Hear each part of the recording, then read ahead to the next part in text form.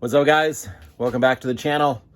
Today we're going to turn lemons into lemonade. We're going to do a repair and turn it into an upgrade, and I'm talking about the clutch cover for the Can-Am. Let me show you what we're going to do and show you what happened. All right, before we jump into the video, our Superclean winner is Mike Snell 1005. Check your comments, Mike, so we can get your information and send out your Superclean. Congrats. All right, so just got back from Glamis. Awesome trip, not great weather, but still a great trip.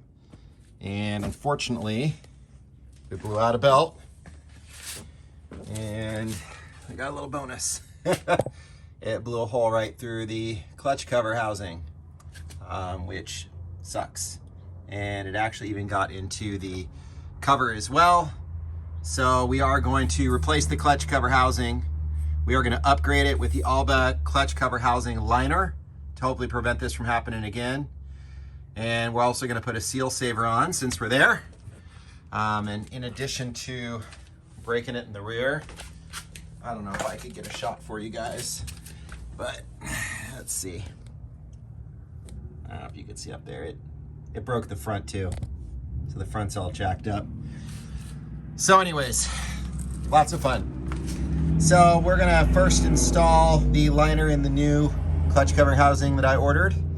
And then we're gonna rip this old guy off, get ourselves updated, get our lemonade out of our lemons. So let's get started. Okay, so here is our new replacement clutch housing. And this is our Alba clutch liner kit. So it comes in two pieces. They give you all the nuts and bolts. It's all countersunk for you. Now, what you're gonna find, this guy is going inside here. It is a really tight fit. So what we're gonna be doing is we're gonna use some clamps to clamp it in place, and then just clamping as we go and work our way around. You wanna make sure before you do that you line up the cutout holes so that they line up with the appropriate holes in the housing. So we're gonna clamp it up, mock it up, and then we'll start on one end and we'll drill and we'll work our way all the way around so this is nice and tight so it fits correctly, because the tolerances are very tight on this guy, which is good. Okay, so we got a little bit of a mock-up here. You can see I've got a whole bunch of clamps around here. So what happens, if you look right here, see this gap? So you have to clamp that gap. Here you can see there's no gap all the way around. And what that does is that really pushes it back in, because right now, if you look, it doesn't look like it's gonna fit. It overlaps. But what happens is by clamping it, it stretches it out to where it's actually gonna fit.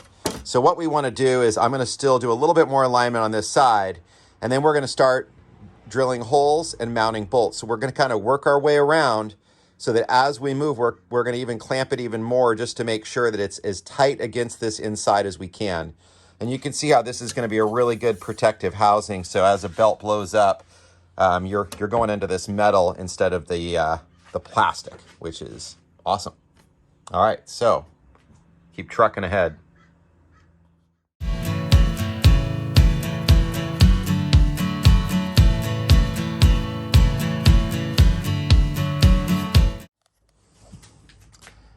All right, guys, so far so good. I've got the back portion in. You'll see it on the time lapse. A couple things, this top one here and this top guy here, there was not enough room to get a washer in behind it. I might go back and try to wedge it in, but it is tight, but even without a washer, it'd be fine. I might be able to get it back in there just to get it a little bit more secure. This one you can see is not gonna be room for a washer, so I might have to file that down and adjust it, but the rest of them go in really easy. So back's looking good, lined up as best as possible. You know, it's spring loaded a bit, so you definitely use a lot of clamps like you saw. So now we're gonna tackle getting the front in, which, you know, is not gonna look like it lines up, but once you get it all sprung out, I think it'll be really close. And if I need to, I will just kind of remove a little material from the end if I have to, but I think it might be fine. But so far so good. Looking good, feeling good about this. When it's all bolted in, man, it's nice and solid, so it should really help prevent another catastrophic clutch case or clutch housing destruction. All right, so let me get back to it.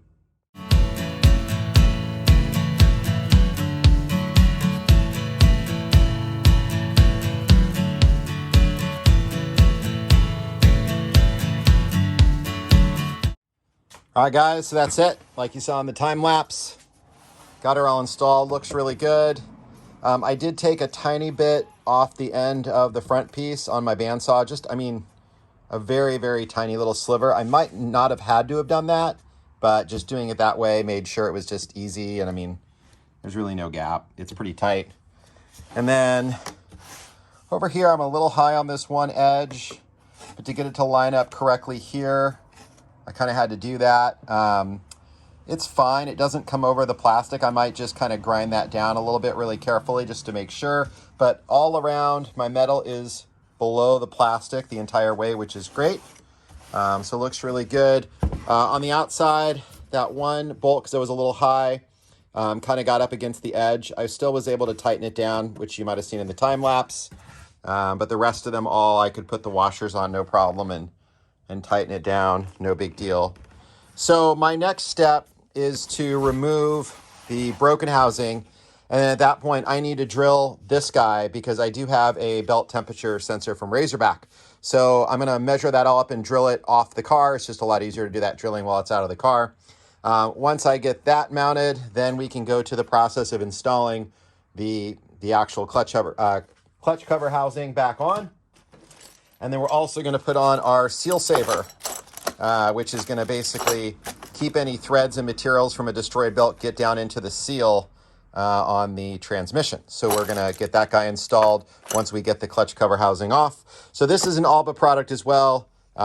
We also have our Alba lining, and then we're also gonna use the Alba clutch tool, and we have the Alba Quick Connect kit. So not being paid by Alba, no sponsorship or anything like that. I paid retail price for all these parts. I do like their products. I mean, I feel like they go together well. They're reasonably priced. They're not cheap. They're not crazy expensive. They seem to be good quality products. So I've had pretty good luck with them so far. But really happy with how this came together. It looks really nice. Like I said, I'll probably clean up that little edge there. But other than that, I think we're ready to start turning some wrenches on the actual Can-Am. So let's get to it.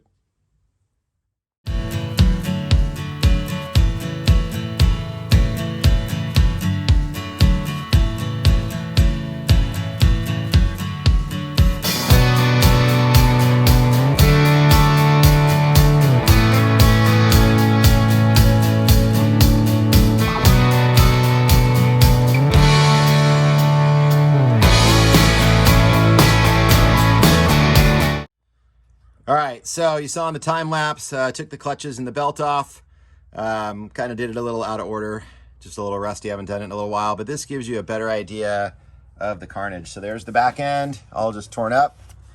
Here's the front end all busted out, even cracked further down than I realized. So I've already loosened up the hose clamps for the different fittings that go, that guy's right there. I loosened those guys up. I've already unhooked my belt temperature sensor, so this is going to get moved out of the new housing. And then you just got to remove these 8 bolts and the whole thing should lift right off. One tip, I took the bottom link of the sway bar off. I should have unhooked the other side so I could rotate this up and get it out of the way. It would have been a lot easier. But I got a bunch of stuff over there. It's raining out, so yeah, it's stormy. So I didn't want to mess with it, but that would make your job a little bit easier. So that's it. So I'm just going to get these bolts out and hopefully just pull this guy right out. And then we can put in our sensor into the new unit and then just get that new clutch cover housing installed.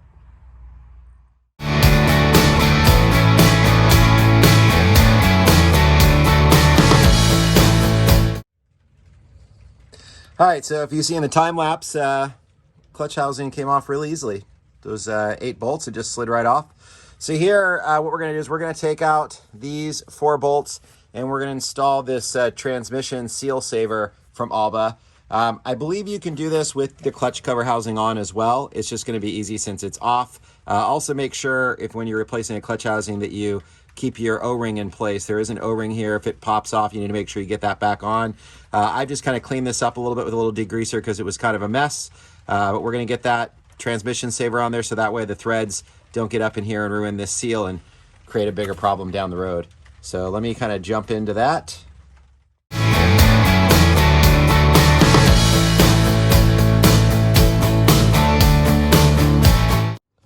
All right, so we're ready to go. We've got our quick pins installed. I did that off camera because you've seen that before. Also installed the sensor for the belt temperature gauge, which you've seen before in some of my other video.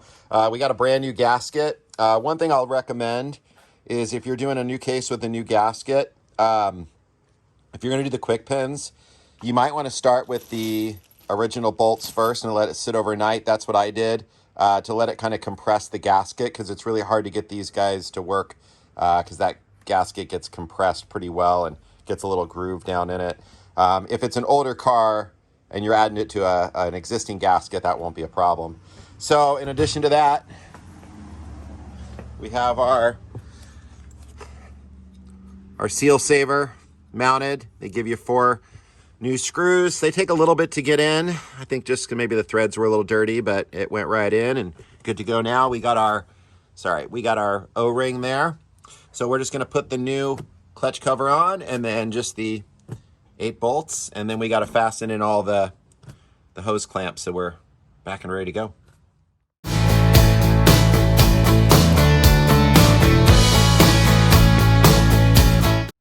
All right, so clutch housing is back installed. Just got to hook up my sensor. We got all of our little hose clamps tightened down. Got the rubber boots on it. So nice and clean and ready to go. So now we're going to install the clutches, get those guys back in and just slap it all back together.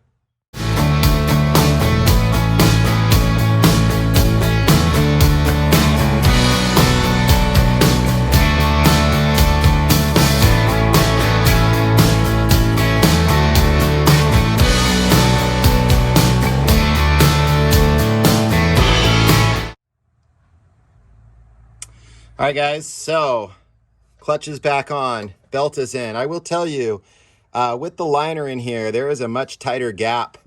I think there's more room on the top. So when you put your belt on, you kind of usually hook it and kind of roll it on in. Well, you don't want to do that towards the bottom. You want to actually roll it more towards the top. This definitely is a tighter clearance for the belt, but not a big deal. You just got to get used to seating the belt up over on the top side, start it, and kind of work its way in that way.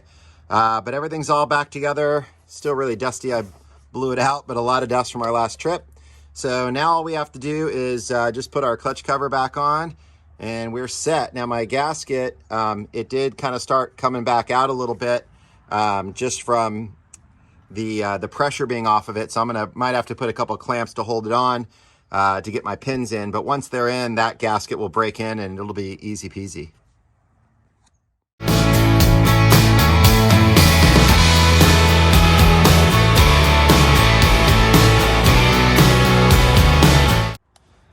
All right, guys, so there we have it. We're done. So we got our pins in. You might have noticed in the time lapse I had to use the pliers a little bit to get them to go in because, again, that gasket is brand new. It needs to kind of break in a little bit. Again, if you have an older car with the existing gasket, that'll be a non-issue if you use the existing gasket. My gasket got torn from the damage, so I thought might as well replace it.